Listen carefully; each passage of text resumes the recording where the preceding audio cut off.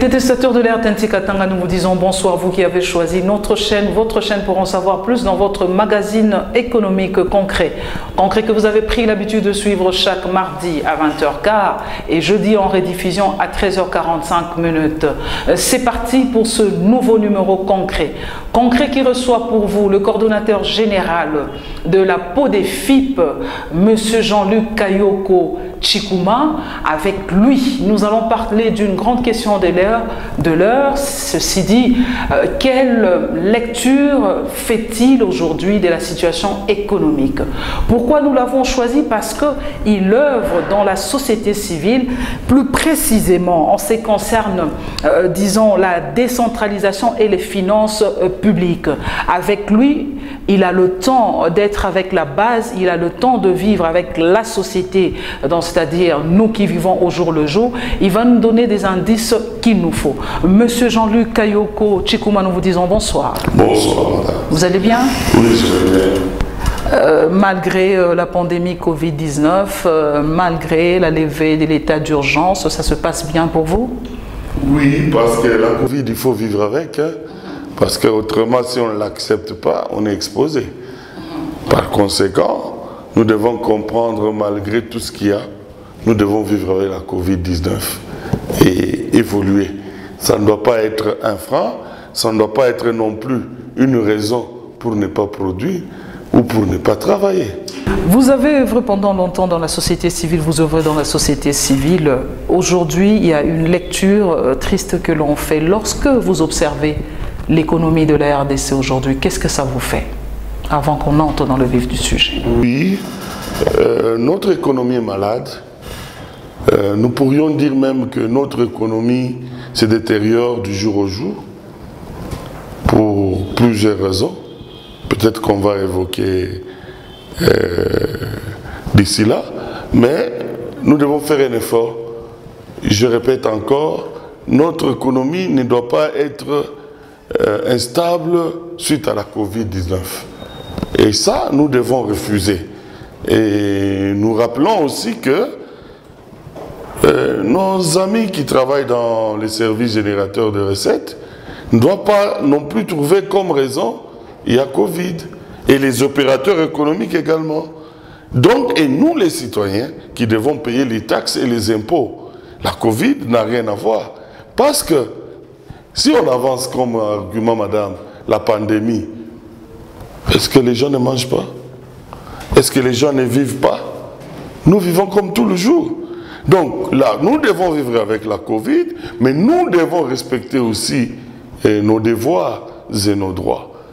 Dans nos devoirs, nous savons que l'État n'a son argent que par les taxes et les impôts. Donc nous devons les payer.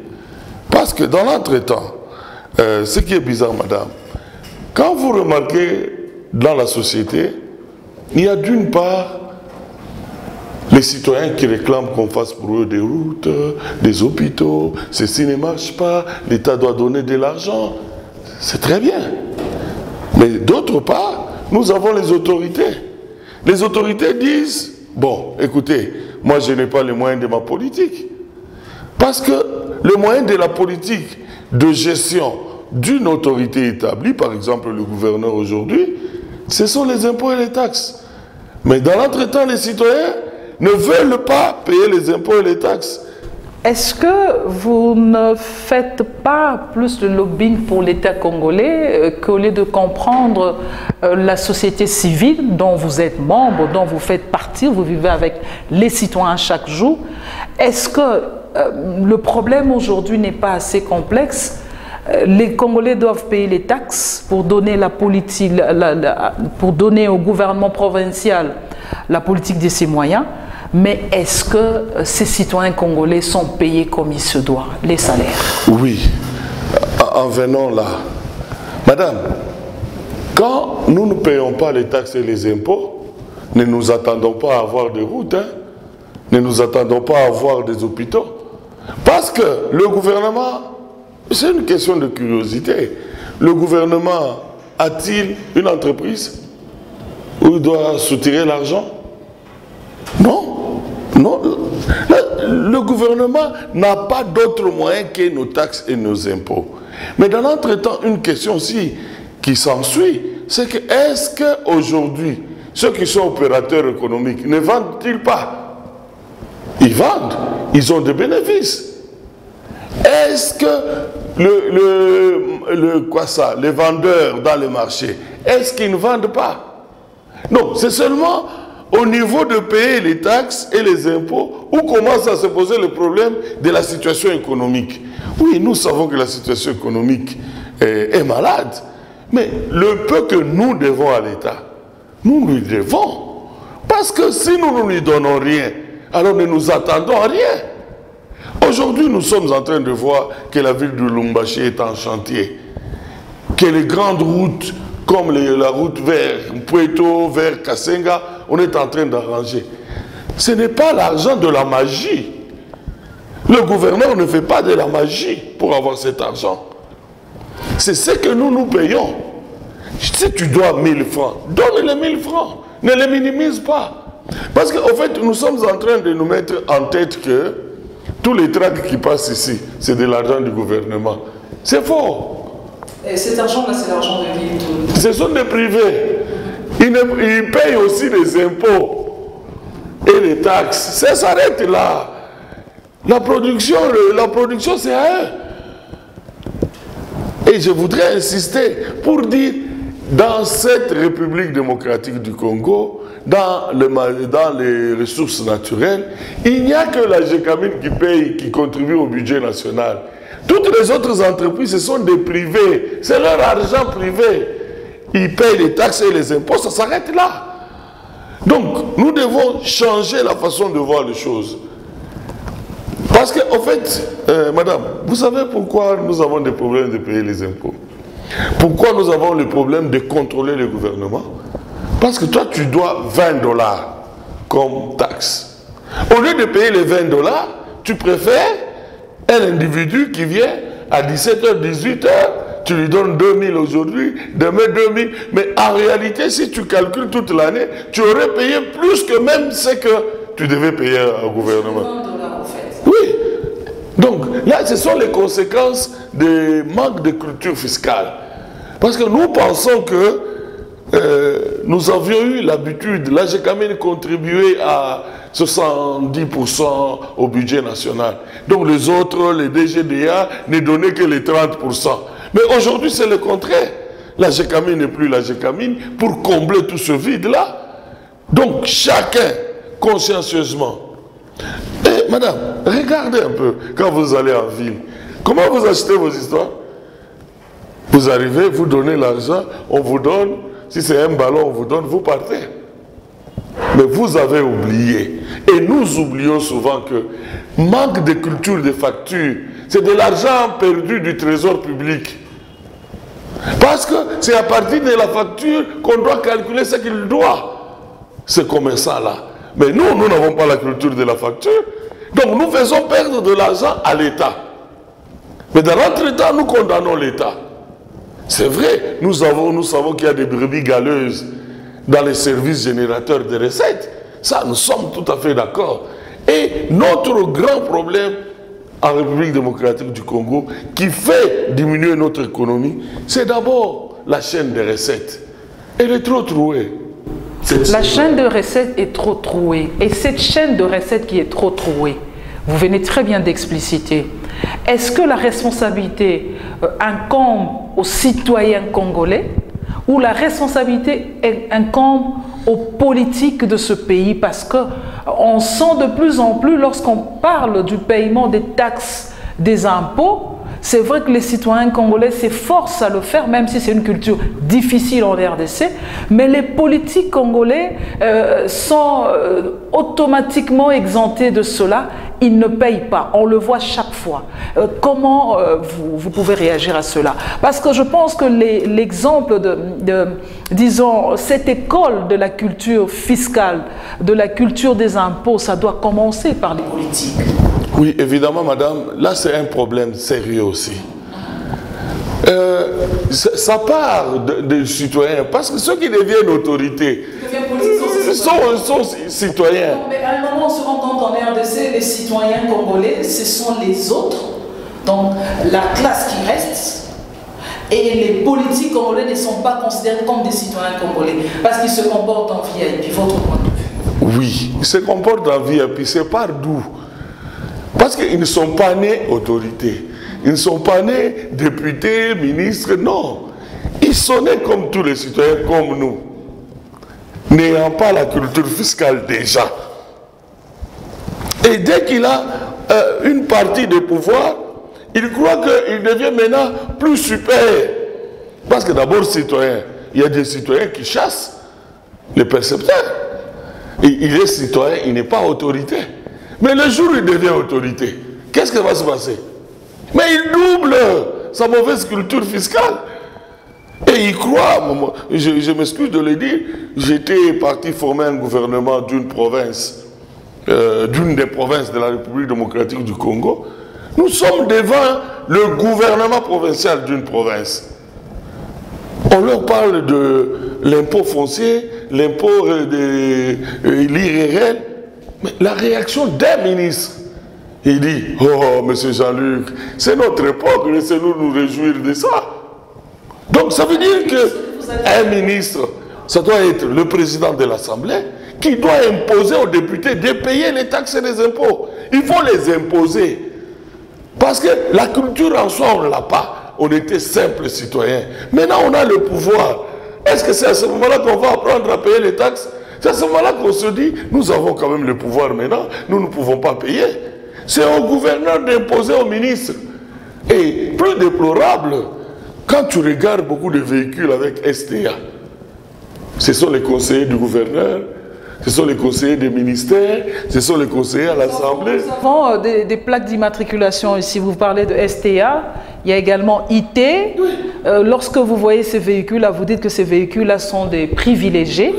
Je ne sais pas si le gouverneur Jacques Yaboula a l'habitude de voir cela ou de constater cela, mais en tout cas, nous en profitons dans ce magazine d'aujourd'hui économique concret, puisque nous parlons de la situation économique actuelle, d'en parler, et surtout que vous êtes coordonnateur général de la PODEFIP, qui signifie au fait en réalité la plateforme des organisations de la société civile œuvrant sur la décentralisation et les finances publiques. Donc je reviens à vous.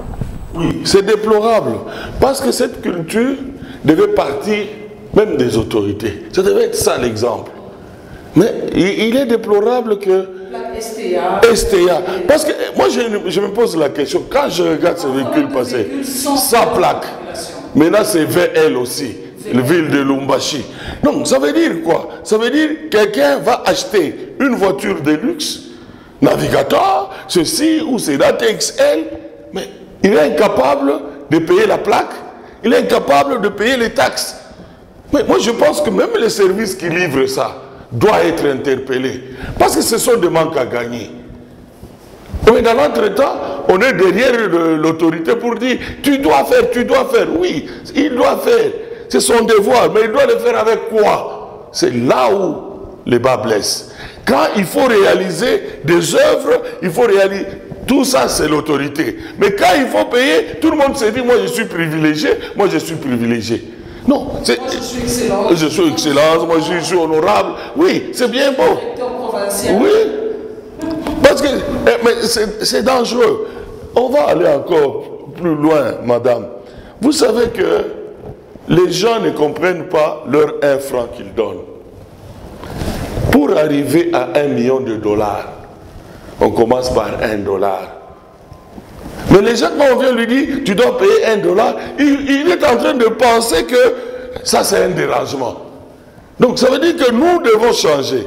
Nous devons, parce que aussi, j'ai parlé de la chaîne de recettes, on dit aller payer à la banque. Ça veut dire que la chaîne de recettes est trouée. Oui. Mais regarde, quand on dit aux gens aller payer à la banque, la loi sur les réformes sur les finances publiques disent une entité doit avoir un seul compte bancaire. Mais quand vous allez dans nos entités, c'est plusieurs comptes. Donc c'est déjà un problème aussi. Maintenant, on ouvre un compte, on impose à tel, catégories de personnes d'aller payer. D'abord, le citoyen paresseux de quitter là où il est pour aller à la banque payer, parce qu'il faut un alignement. Il faut faire la queue. Oui. Ça, c'est un. De deux, c'est un numéro nouveau de compte qu'on vient d'ouvrir par l'autorité. Donc, ça veut dire que tout ça commence à poser problème dans la chaîne des recettes. Vous pensez que lorsque, puisque vous dites que ça commence à poser problème dans la chaîne de recettes, est-ce que vous pensez qu'il serait mieux qu'on ait un seul compte pour des personnes qui doivent verser soit les impôts, les taxes? Vous pensez qu'il faudrait qu'il y ait un seul compte? C'est ça. C'est pas moi, la loi le dit. La loi le dit, ok. C'est le législateur qui dit l'entité doit avoir un seul compte. Pourquoi? Ça permet un contrôle. Mais si vous avez 5 comptes qui ne sont pas officiels, mais qui dit que l'argent là qui va dans d'autres comptes est effectivement au service de l'État? Ce sont des questions. Nous voyons, madame, c'est un peu, je ne sais pas comprendre moi. Quand on parle d'argent, tout le monde dit l'autorité. Quand il s'agit de réaliser, tout le monde dit l'autorité. Mais nous devons aussi, entre nous sensibiliser. Entre nous sensibiliser. Il y a une situation, c'est pas ça le sujet, mais quand même on va, puisque vous parlez de la chaîne de dépenses, de recettes plutôt qui est trouée, il y a une situation qui embête un peu dans la province du Haut-Katanga, où dans certains coins de la province du Haut-Katanga, il y a certains services qui se sont érigés, certains partis politiques qui se sont érigés en service de recettes. Comment vous voyez les choses face à cela? Et on citerait même certains partis politiques face à cette situation. Comment vous voyez les choses? Vous êtes dans la société civile, vous donnez le temps de prêcher sur la culture fiscale, sur la sensibilisation des recettes qu'il faut. Comment vous voyez les choses par rapport à cela, avant qu'on continue? Oui, mais c'est fortement regrettable. Parce que c'est un appel de conscience que je vais dire aux partis politiques. Les partis politiques ont donné leurs candidats pour devenir responsables dans l'administration publique, gouverneurs, députés, tout ça. Mais il est déplorable que les partis politiques commencent à gérer en lieu et place de leurs délégués, disons comme ça, de leurs délégués. Et ça, c'est devenu dangereux. Parce que aussi, je voudrais insister, pour ceux qui croient aider le président de la République, en voulant ou aider le gouverneur, parce que nous sommes en train de nous retrouver maintenant dans une marmaille de flatteurs. Nous avons beaucoup de flatteurs autour de nos autorités et ça devient dangereux. Parce que maintenant, l'autorité, au lieu de réfléchir avec son cabinet, de réfléchir avec son gouvernement, le président de l'Assemblée, au lieu de réfléchir avec son bureau, avec ses députés, il commence, le président de la République, on commence à réfléchir avec les troubadours. Donc, on se retrouve que des gens s'autoproclament. Celui-ci, il est porte-parole, celui-ci, il est communicateur. Mais tout ça, ça crée la confusion dans la population. Les partis politiques doivent cesser de s'ingérer dans la gestion de la chose publique. Je voudrais encore souligner un aspect. Madame, vous savez combien coûte une marche au trésor public? Ce sont des millions de dollars qu'on perd en une journée de marche. Et vous pensez que vous avez fait la marche pour soutenir le président, pour soutenir le gouverneur, mais dans l'entretemps, vous avez fait perdre au trésor public autant d'argent. Est-ce que la situation aujourd'hui que l'on vit, que nous déplorons dans ce magazine aujourd'hui, la situation des partis politiques qui prennent en otage les services de l'État, est-ce que ce n'est pas le fait que les politiques congolais eux-mêmes ont encouragé cette situation? Oui, moi j'appelle ça un encouragement tacite. Parce que, en tant que... Non, madame, vous devez savoir, je commence à comprendre finalement que nos partis politiques ne maîtrisent pas leurs membres. Okay. Et c'est déplorable. Vous vous dites un parti politique, mais vous ne maîtrisez pas vos membres. Vous ne savez pas dire à vos membres, ce que vous faites c'est anormal, arrêtez. Mais dans l'entretemps, vous avez le pouvoir. Moi, je pense que les situations-là de substitution de partis politiques au service de l'État, l'État doit agir. Donc, moi, je pense que nous avons la police pour ça. Vous qui êtes de la société civile, il y a tellement des organisations. Ici, nous parlons avec vous, vous êtes dans le secteur de finances publiques, mais il y a tellement des organisations. Est-ce que lorsque les responsables des partis politiques vont frapper ou encore les dirigeants vont prendre des mesures par rapport à cette ingérence, par rapport à ce désordre des services de l'État qui sont pris en otage par certains partis politiques, est-ce que ce n'est pas encore les ONG qui viendront dire les droits de l'homme sont bafoués? Voilà. Parce qu'on a vraiment un imbroglio aussi en ce qui concerne. Madame, je suis tout à fait d'accord avec vous. Mais soyons honnêtes avec nous-mêmes. Quand vous vous dites vous êtes de la société civile, donc votre base, tout part de quoi? De la légalité. La légalité, c'est la loi. Qu'est dit la loi par rapport au comportement? La loi est très claire. Donc, ce sont les services de l'État. Et puis, la LOFIP est très claire. La loi sur les finances publiques. On dit, il n'y a qu'un comptable public qui peut toucher l'argent de l'État. Quand quelqu'un d'autre, ou moi, je commence à toucher l'argent de l'État, c'est une infraction. C'est une infraction. Oui, c'est une infraction.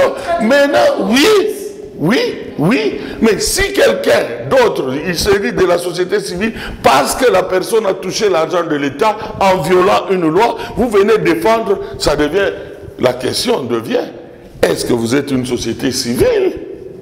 Parce que je voudrais rappeler au public que j'étais en face d'une autorité de ce pays, comme société civile, avec des collègues. Vous savez la première question qu'il nous a posée? Vous êtes société civile de l'opposition, société civile de la majorité, société civile de l'international ou vraie société civile? Non. Je pense qu'il avait raison de poser oui. Et moi j'avais apprécié la question. Et vous êtes de quelle société civile? La vraie. Parce que la loi, moi, madame, qu'on ne vous trompe pas. Ce que dit la loi, c'est ce que nous devons respecter. Même nous-mêmes, pour nous-mêmes, nos vies. C'est vrai, tu peux tout défendre. Tu peux être une association de la majorité. Tu peux être une association de l'opposition. Ce n'est pas interdit. Mais agis selon les lois.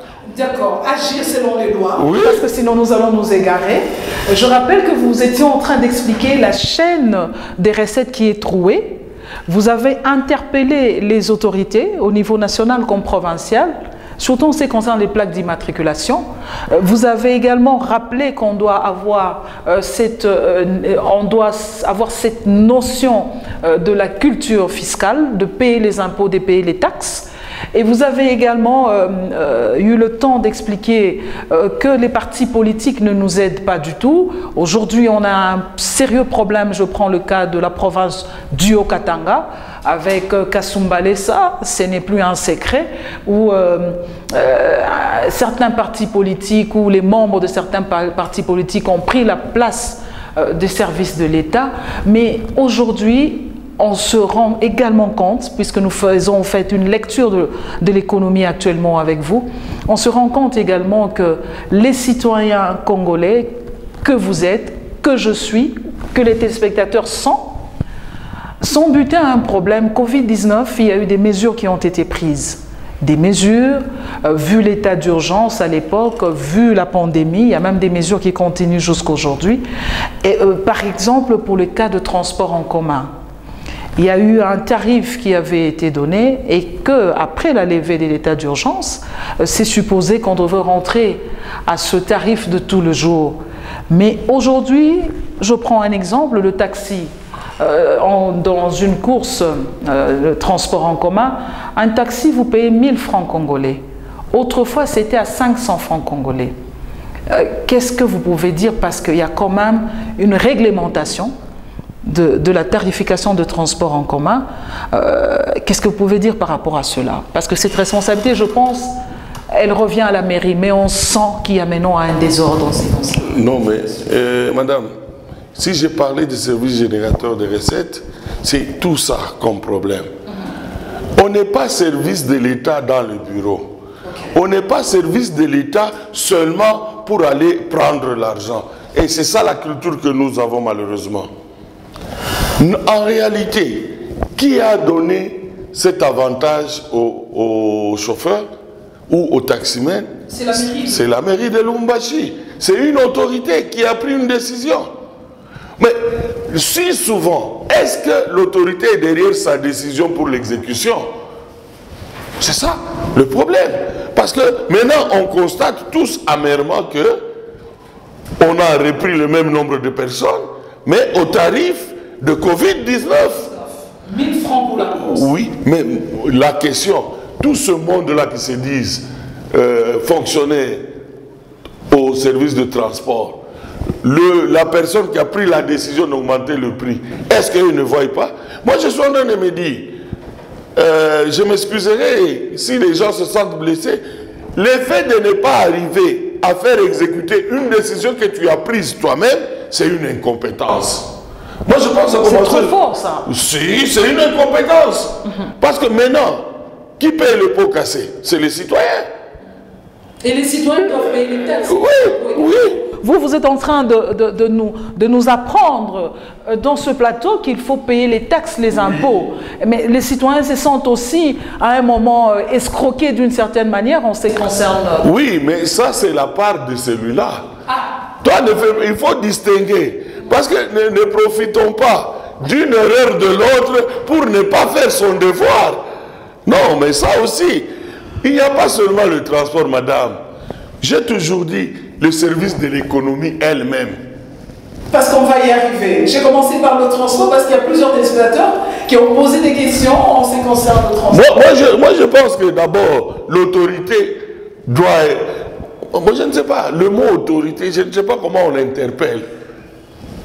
Moi, je suis en train de dire, quand on t'appelle autorité, ça veut dire que tu as une puissance, il faut s'assumer. Il ne faudrait pas qu'on puisse partir à... On le dit, vous avez dit incompétence, c'est trop fort. Mais quand vous dites là, construire la moitié, c'est détruit. Et quelle est la différence? Il n'y a pas de différence. C'est la même chose. C'est-à-dire que nous devons nous exécuter, prendre des résolutions et être capable de le suivre pour que ça soit exécuté. Il n'y a pas que lui qui doit suivre. L'incompétence n'est pas à l'autorité. Il a autant de services.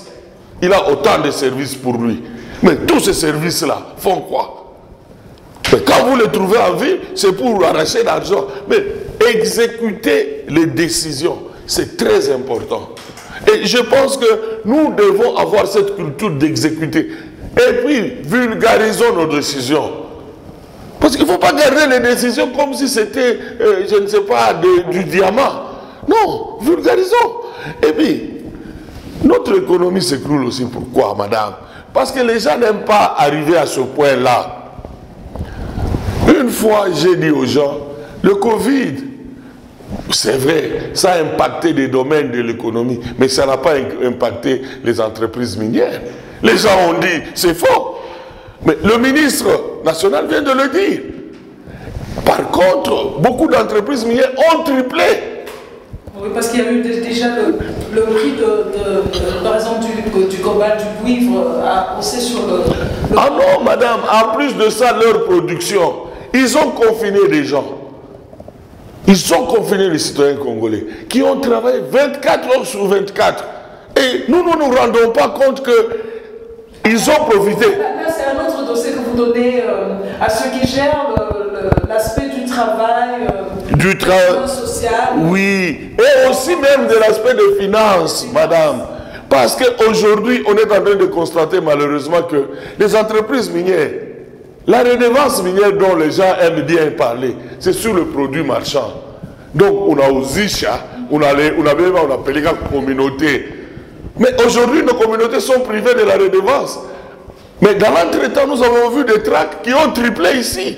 Moi, je me pose la question. Les tracts sont venus faire le tourisme pendant qu'on était dans l'état d'urgence. Les tracts qu'on a loués en Zambie, des milliers, sont venus faire le tourisme ici chez nous. Ils rentraient vite. Donc, ça veut dire que nous avons un problème. Et là, j'ai voulu interpeller aussi nos autorités. Parce que j'ai entendu un jour un député qui s'est permis de dire non, non, il faut alléger les taxes aux entreprises minières. Alléger les taxes. Aux entreprises minières qui ont profité de l'exonération de 10 ans, de 20 ans. Mais soyons quand même sérieux à un certain moment. Les trous qu'on nous laisse là, normalement, la loi dit, vous venez. La question aussi, je vous interromps un peu, M. Jean-Luc Kayoko, la question aussi, est-ce que vous pensez que ceux qui sont aux affaires, je parle précisément des députés nationaux, des députés provinciaux, qui sont censés faire respecter la loi, qui sont censés interpréter la loi, est-ce que vous pensez qu'ils comprennent eux-mêmes les textes qu'ils ont ? Ou les textes qui sont en train de mettre à Kinshasa, nous parlons des lois, en province, nous parlons des édits. Oui, madame. C'est aussi tout ça. Ils sont censés comprendre. Ils sont censés comprendre. Mais vous savez, s'ils ne comprennent pas, le malheur de nous Congolais, c'est quoi? Normalement, un député qui se respecte doit avoir un cabinet. Un député qui se respecte doit avoir un cabinet privé. Ils ont comment assistant, ça veut dire quoi? On prend un cousin. Non, prenez des experts en diverses matières. Un assistant qui ne sait même pas comment on fait un édit. C'est un assistant en quoi? Il t'aide en quoi? Fidèles téléspectateurs, je rappelle que nous sommes dans ce plateau du magazine Économie Concret. Concret qui reçoit pour vous M. Jean-Luc Kayoko, qui est au fait le coordonnateur général de la PRODEFIP. Vous constatez avec lui, il y a une grande question que nous abordons.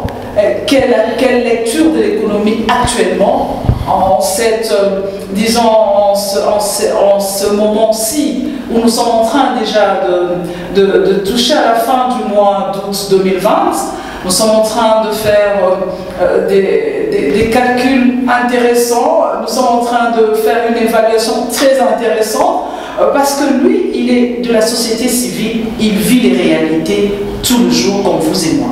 Je reviens à vous, M. Jean-Luc Kayoko. Pour vous, les députés doivent avoir des cabinets, pas des assistants. Non. Vu les matières qu'il faut dire, voilà. Vu les édits, vu les lois. Doivent avoir des experts, pas des assistants, des experts. Vous êtes dans quelle commission permanente? Je suis dans la commission permanente finance. Cherchez des experts en finance. Bon, est-ce que c'est pas aussi par crainte d'avoir encore une facture qu'il faut payer à tous ces experts? Parce qu'il y a aussi tout ça. Maman, les émoluments qu'on donne aux députés, ce n'est pas pour lui seul. Bon, ça c'est un autre débat. Nous revenons dans ce magazine. Mais pour donner des dons, les dons on donne chaque jour. Hein? Ça je ne sais pas, c'est vous qui me le dites. Non, mais... Nous sommes en train d'évoluer avec vous. Nous sommes dans ce magazine concret. Nous avons soulevé cet aspect du transport en commun. Vous avez dit qu'il faudrait que ceux qui dirigent la ville de Lubumbashi prennent le temps de voir l'exécution de leurs décisions. Et les gens, le nombre de passagers est redevenu comme c'était avant. Le chauffeur, une personne et un passager devant et 3 autres derrière.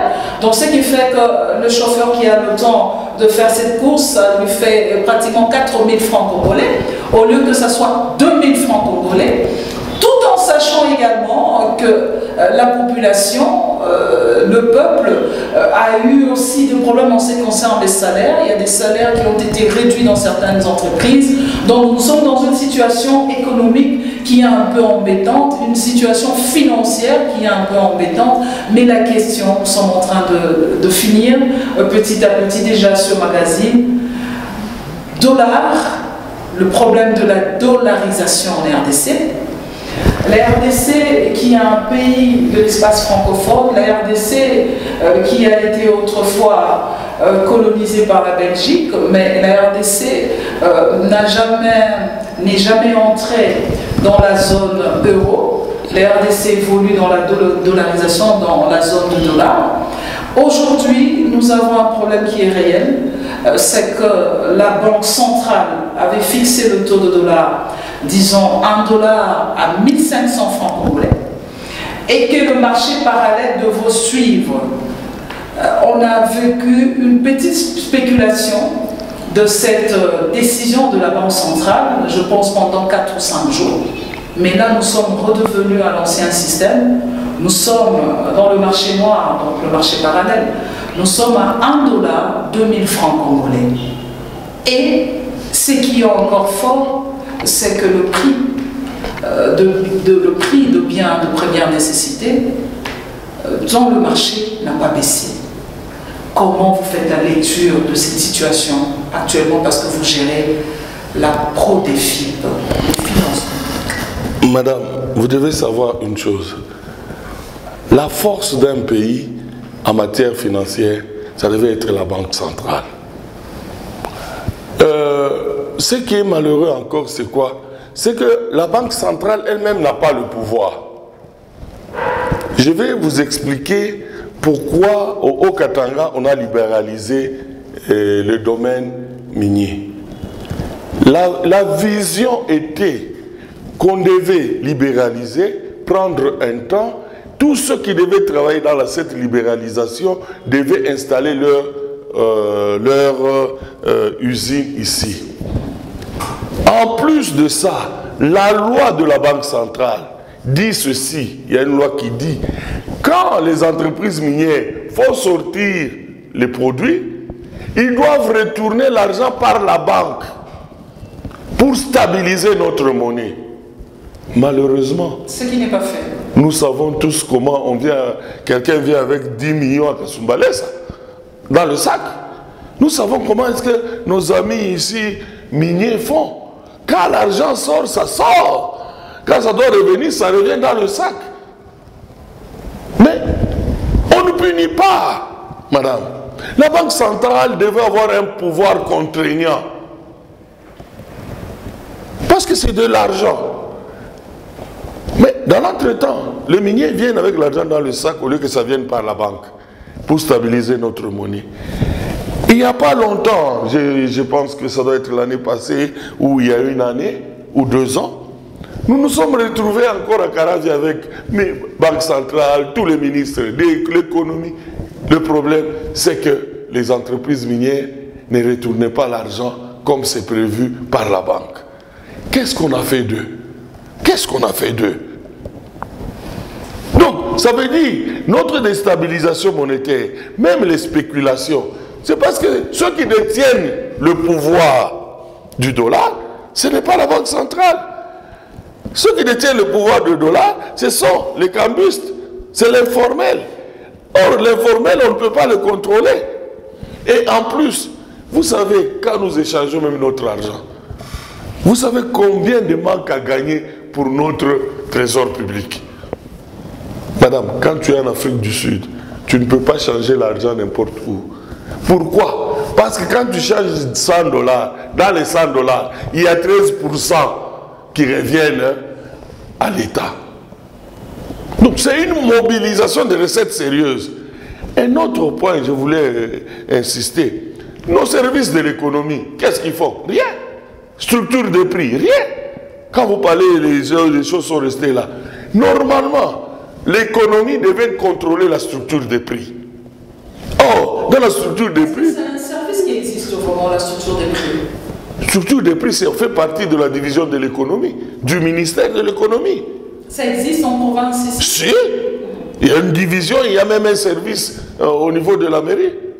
Donc ça veut dire, ça devait être... Parce qu'ici chez nous, on achète quelque chose à 1 $ en dehors du pays, on vient le revendre à 10 $. Et c'est comme ça que vous voyez des folies dans cette vie. Et des folies qui embêtent parce que vous en avez qui sont vraiment riches et vous en avez qui sont très pauvres. Non, mais ils appauvrissent les gens. Donc, ce que vous devriez acheter à 1 $ ou à 2 $, ils te le vendent à 10 $. Vous voyez? Donc, il t'a volé 8 $. Et nous avons le service de l'économie chaque jour. Est-ce que la maladie aujourd'hui de la RDC, ce n'est pas aussi le fait que c'est vrai que la Banque centrale a failli, comme vous le dites, parce que la Banque centrale ne contrôle rien, c'est plus le circuit informel qui fonctionne en RDC, en ce qui concerne notre monnaie. Mais est-ce qu'aujourd'hui, le problème, c'est pas aussi autour de la rétrocession, parce qu'il faut dire les choses telles qu'elles sont.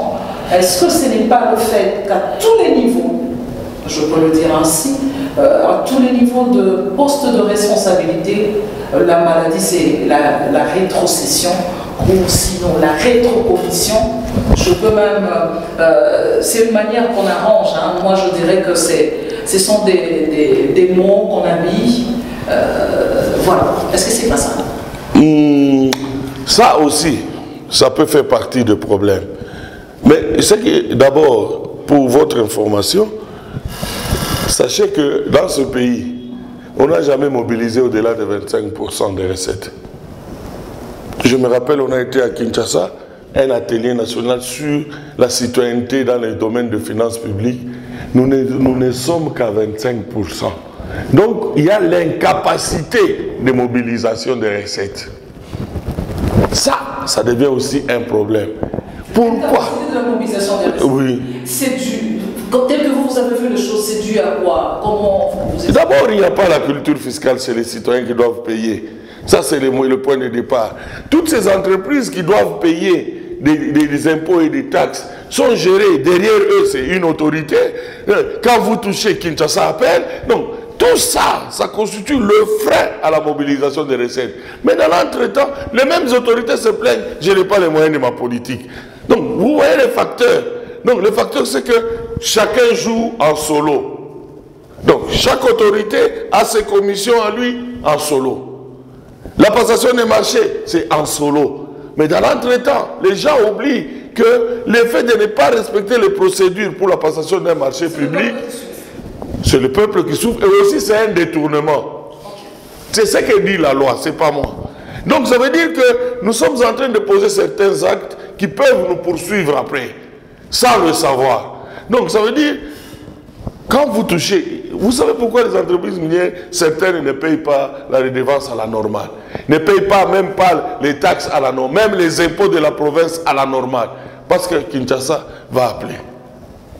Donc, ça veut dire que nous devons arriver à arrêter cette hémorragie des sous. Vous voyez, c'est ce qui se passe aujourd'hui. Non, nous faisons ceci parce que les autres ont fait. Mais est-ce que si moi j'étais sur une route, je me casse la jambe, il faut que toi aussi tu te casses la jambe?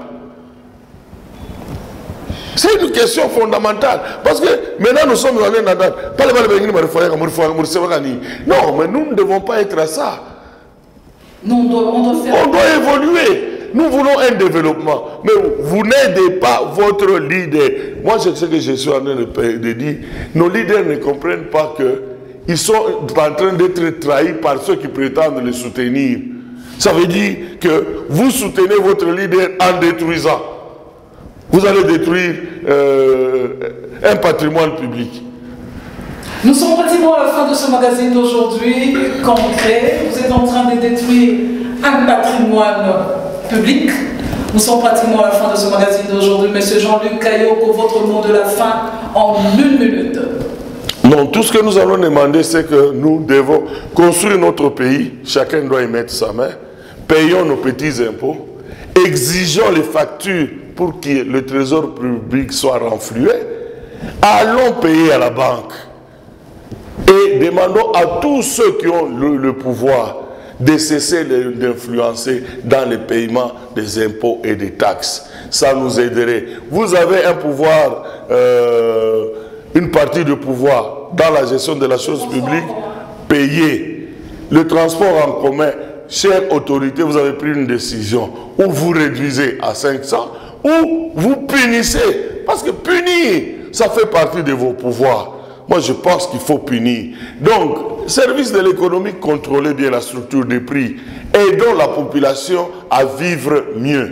Aidons la population à vivre mieux. Fidèles utilisateurs de l'RTMC Katanga, nous sommes pratiquement à la fin de ce magazine d'aujourd'hui. Concret qui a reçu pour vous M. Jean-Luc Kayoko, qui est au fait coordonnateur général de la ProDefip. M. Jean-Luc Kayoko, nous disons merci d'avoir répondu à notre invitation. C'est moi qui vous remercie. Bye bye et à la prochaine.